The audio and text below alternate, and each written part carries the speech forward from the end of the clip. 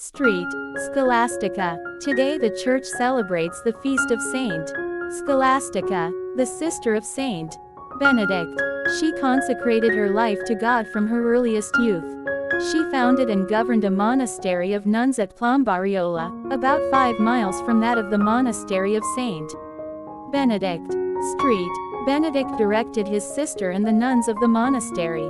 Scholastica visited her brother once a year, and as she was not allowed to enter his monastery, she met him accompanied by his brothers at a house some distance away.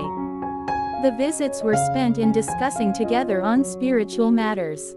On one occasion they had passed the time as usual in prayer and spiritual conversation, and in the evening they sat down to take their reflection. It became very late. Hence Street, Scholastica requested her brother to remain with her until the next day, but Street, Benedict refused to oblige her request.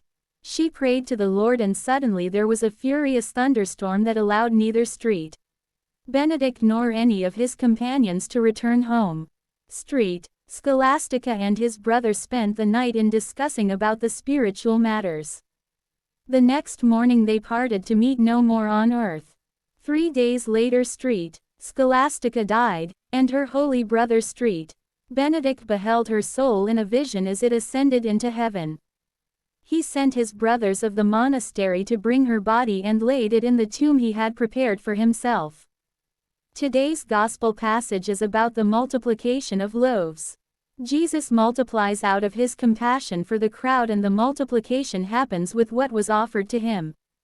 To the Lord of compassion offer little sacrifices and acts of charity, so that God can work wonder with our might as he did with Saint Scholastica. Let our mind and heart resonate with the prayer. Street, Scholastica, pray for us.